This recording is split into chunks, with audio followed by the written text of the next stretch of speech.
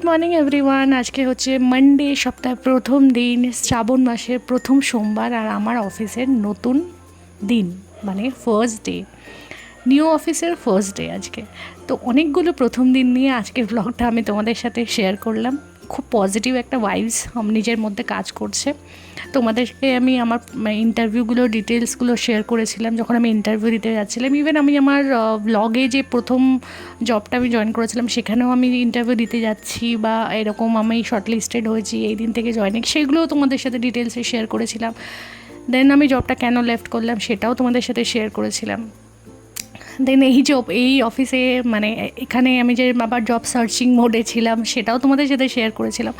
আর আজকে আমার অফিসের ফার্স্ট ডে, সেটাও ডেফিনেটলি তোমাদের সাথে শেয়ার করব। তো প্রায় 1 বছর হয়ে গেছে আমার ব্লগ আমি করছি।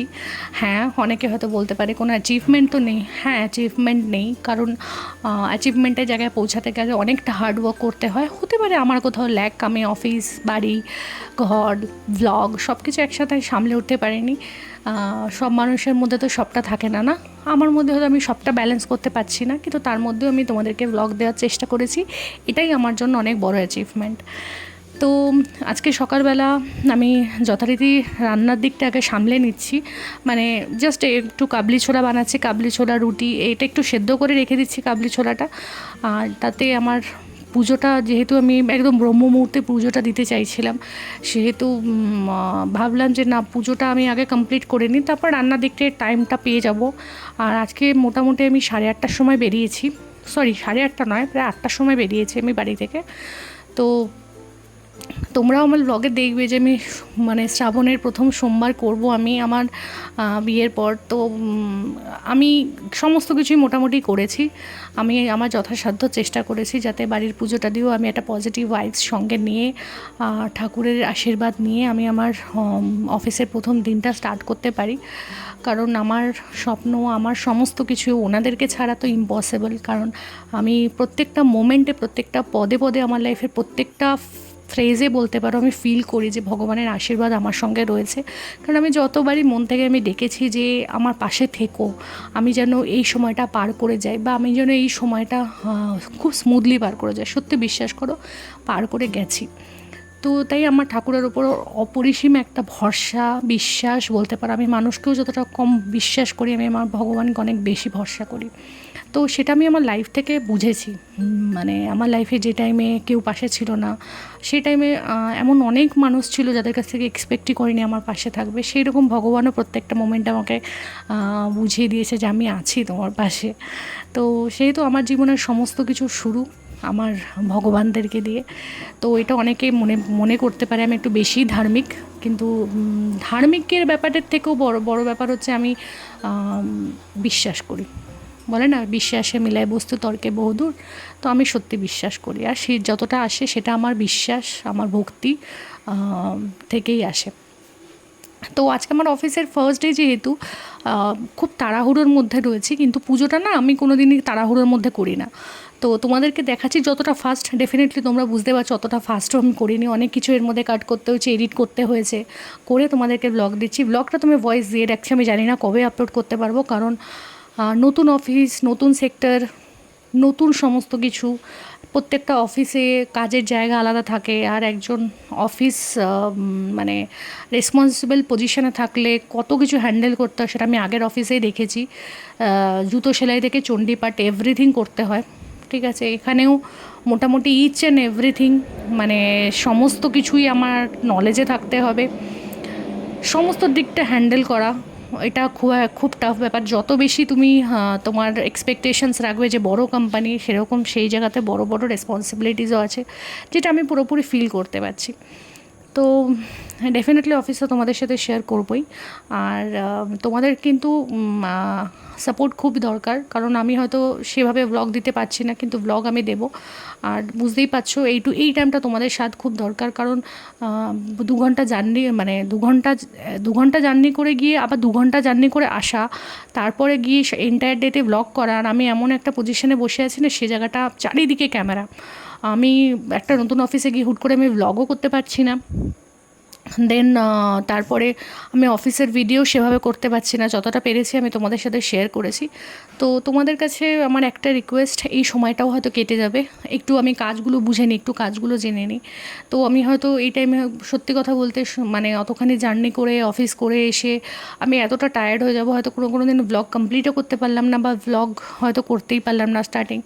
তো সেই জায়গা থেকে তোমাদের সাপোর্টটা কিন্তু খুব দরকার, কারণ আমি দেখতে পাচ্ছি আমি মানে ব্লগে ভয়েস দিয়ে রেখেছি, কিন্তু আমি আপলোড করতে পারছি না সময়ের অভাবে। তো আমি তো ডেফিনেটলি ওয়াইফাইতে আপলোড করি, তা ফাস্ট হয়, ফোনের নেটে তো ফাস্ট হয় না। তো সেই জন্য আমি অফিসে বসেও আপলোড দিয়ে দেবো যে করতে পারছি না, কারণ আমি অফিসের ওয়াইফাইয়ের পাসওয়ার্ড এখনও নিইনি। সো দ্যাটস ওয়াই এত পেন্ডিং হয়ে পড়ে রয়েছে।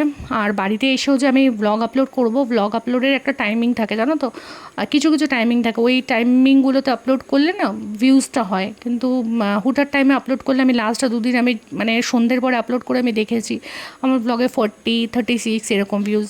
তার জন্য আমার ভিউজ বলো, আমার ওয়াচ টাইম প্রচণ্ড ডাউন হয়ে গেছে, প্রচণ্ড ডাউন হয়ে গেছে। তো তোমাদের সাপোর্টটা ডেফিনেটলি আমার খুবই দরকার, কারণ ভগবান আমাকে সাপোর্ট করে গেছে, আর এই 1.5 বছরে তোমরা সাপোর্ট করে গেছো।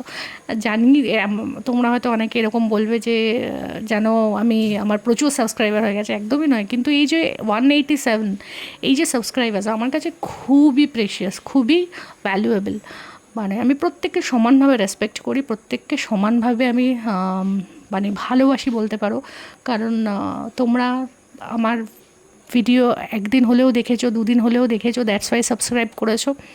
তো তোমাদেরকে অনেক অনেক ধন্যবাদ। এই ফ্রেজটাও কাটিয়ে নেব। তো তোমাদের সাপোর্টটা ডেফিনেটলি দরকার। আর এখানে আমার পুজো কমপ্লিট, আর আরেকজন বাবু তো রীতিমতো ঘুমাচ্ছে।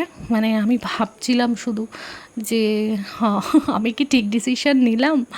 মানে লোকে বাড়ির কাছে অফিস খোঁজে, আর আমি সেই সল্টলেক গেলাম। ও আমাকে এটাই বলছে যে কোয়েল, তুমি কি ঠিকঠাক ডিসিশন নিলে? কারণ তোমার 4 ঘন্টা জার্নি করে, আর আমার 10 আওয়ার্সের ডিউটি জানো, সকাল 9টা 15 থেকে সন্ধ্যে 7টা অবধি আমার ডিউটি।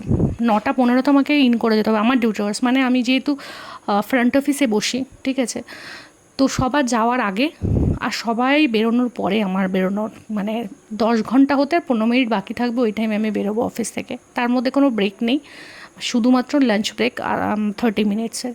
তো আমার না কিরকম একটা সাফোকেশন ফিলিং হচ্ছে, মানে অফিসে বসে আমার মনে হচ্ছে আমি একটু ব্রেক পাচ্ছি না, সারাটা দিন অফিসের মধ্যে বসে আমার খুব সাফোকেশন ফিলিং হচ্ছে। আর আমি সিট ছেড়ে কোথাও যেতেও পারছি না, কারণ আমার সাবস্টিটিউট কেউ নেই। তো আমি টিক টিক টিক, দেখো তোমাদেরকে বলছি, টিক টিক টিক, খুব খুব ফ্রাস্ট্রেটিং লাগছিলো আমার। আমি খুব ডিপ্রেসড হয়ে গেছিলাম মানে ফার্স্ট ডে বাড়িতে এসে।